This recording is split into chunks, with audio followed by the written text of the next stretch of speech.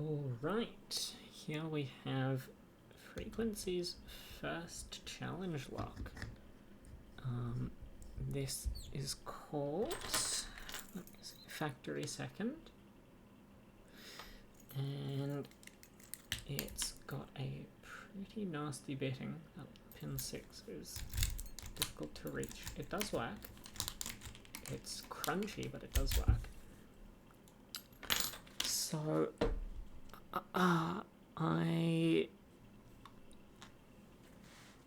honestly, when I tension this, it gets a little hairy sometimes. So maybe I'll use this 1.3mm top of the QA turner from Multipick, and I'll see what do I have.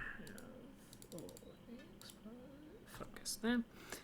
What do I have here? I'll use this gem by Gallenbersti. You can see I've used it plenty. Let me type this some more. This lock has crunch in it, like a lot of crunch, and it's not exactly pleasant whilst it's at it. I'm in a bit of a false set. Pin 6 is the right pin. It's certainly one of the pins of all time, I'll put it that way.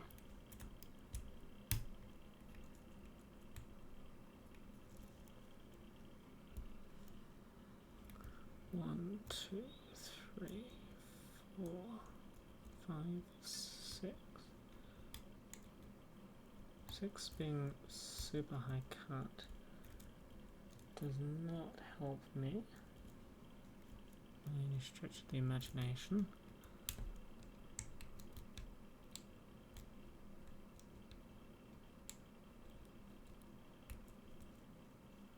Do a little manual counter rotation, but yeah, this is gonna need a deeper hook than this. So I'll go for something a little deeper.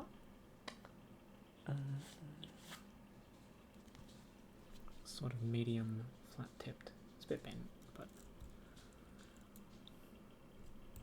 who isn't? I lost my false set, so I'll let some stuff drop. There we go, back into that false set.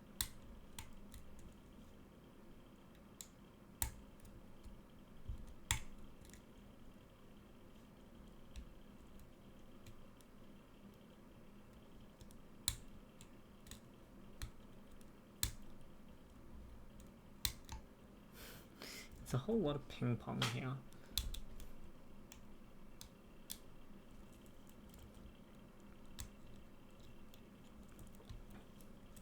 And you'll see exactly why when it opens up, because yeah, when I first picked this, it certainly took a good amount of time.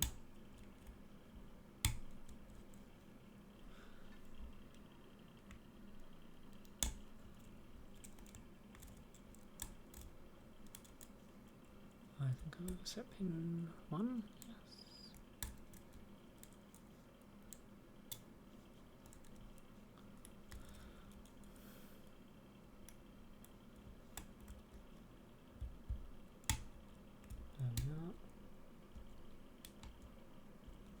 Maybe it doesn't want to be set yet.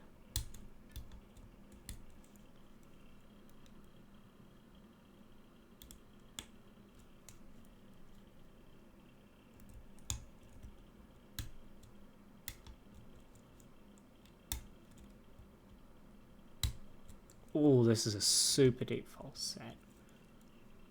And now I just have to find the last pin. I think it's pin 6, yes. Okay. So that wasn't too rough, not compared to the first time I picked it. But we'll keep this in frame. And I'll show you what's inside.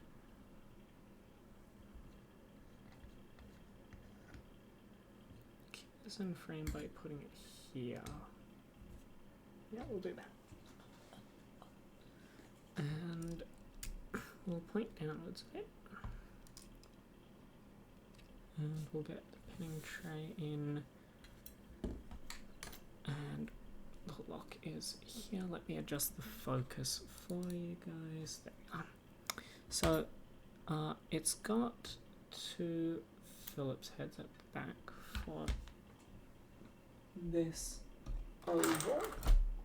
I'll grab a screwdriver. We've got the key, so I'll lock it back up. And yeah, the cam piece is fine. Oopsie.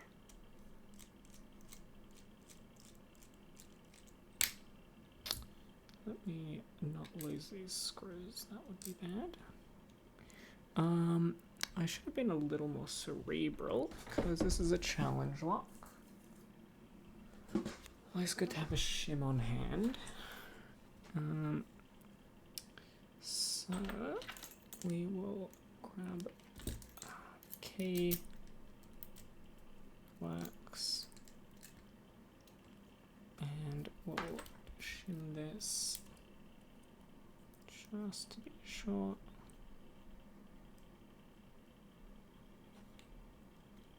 Well, that shim went all the way in. Okay, well, didn't expect that. Follow up and there we are.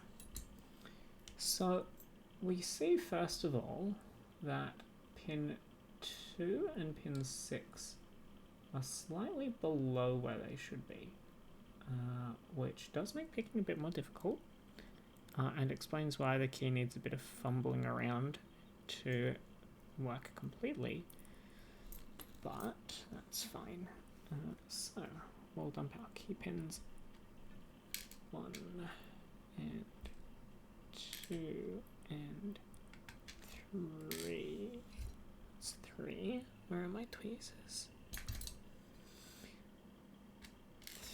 3 and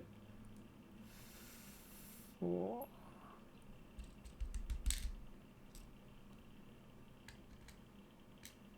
And 5 and 6. The core is unmodded. This sort of scungy stuff I assume is just artifacts of manufacturing. There is no milling in this core, whether clockwise or counterclockwise. Put that over there. We should bring this a bit closer. And now here, we'll go from the front. Let me get this into focus. I wonder if autofocus will be kind to me. No. Okay, fantastic. Alright, well, we can go... Where am I? Every bloody time. Okay.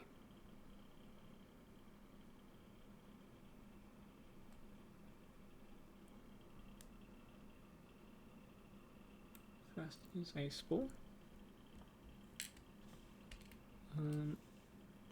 Which is fine. We'll dump out springs as we get them as well. Spring 1 is just a normal steel spring. Pin 2. Oh shit, well that exploded out. Pin 2 is kind of tapered downwards.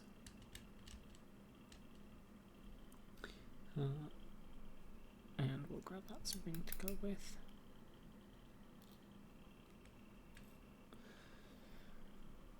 Pin 3.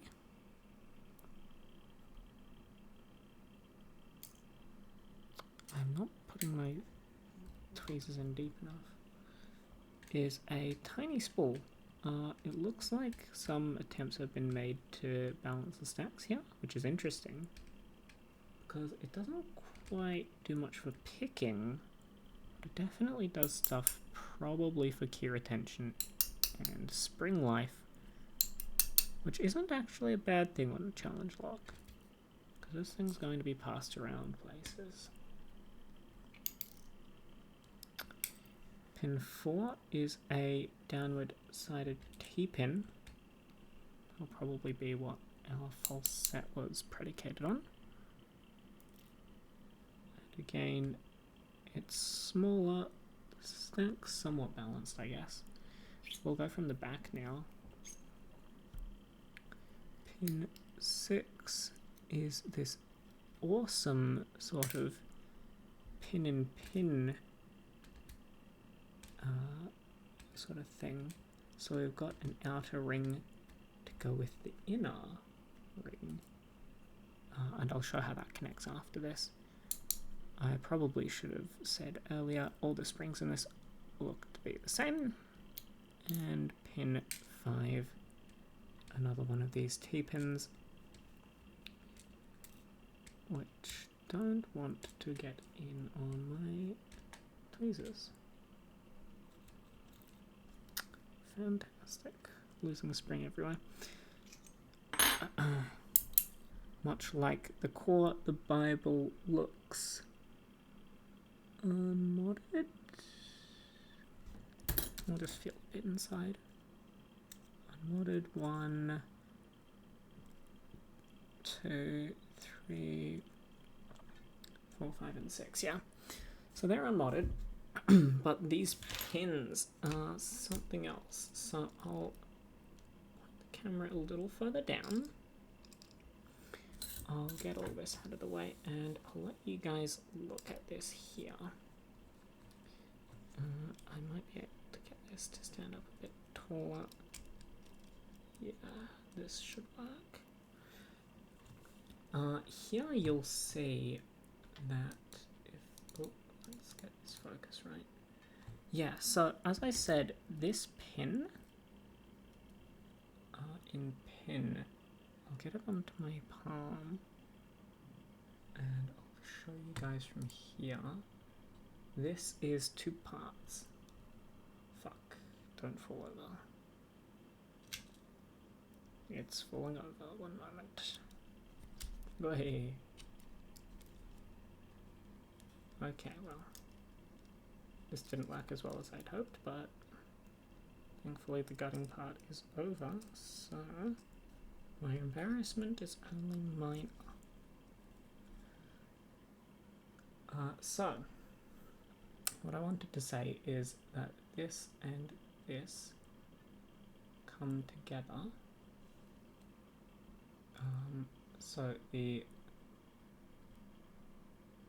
I guess the male and the female would have to come together, and it works as a sort of pin-in-pin thing. It looks like a spool from this angle, but this is a separate part. So this can be pushed up, and then this will still hang.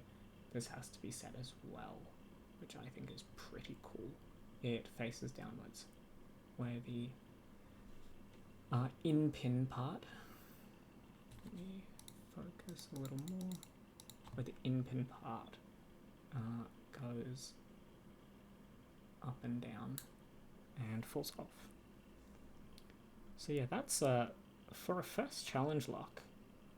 I have nothing but praise to say, really.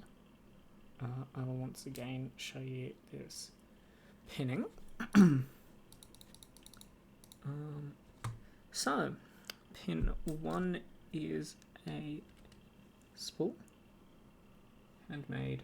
I will, yeah, you can see it's kind of like a trampoline. I'm not certain if that's by design or if that's just as it came out from how it was made, but it's, yeah, it's got a bit of fattening at the middle, which is unique.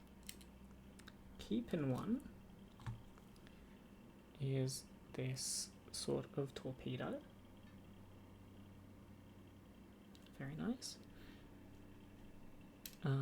Driver pin 2 has a bit of gradual tapering at the bottom.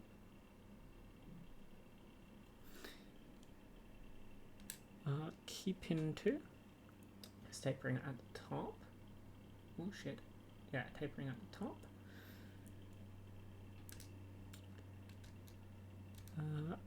Driver pin 3 is a shorter sort of spool.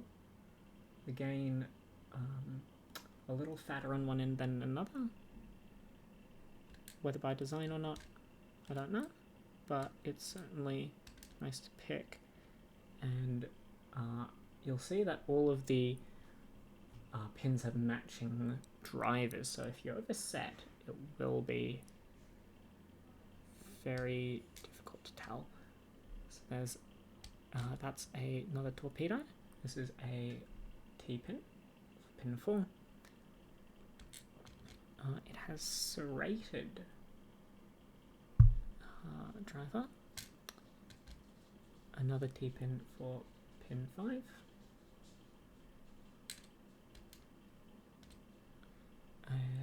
Another serrated key pin with 3 serrations for that pin, and as I said, that very cool pin, and for that it has a tapered key pin as well.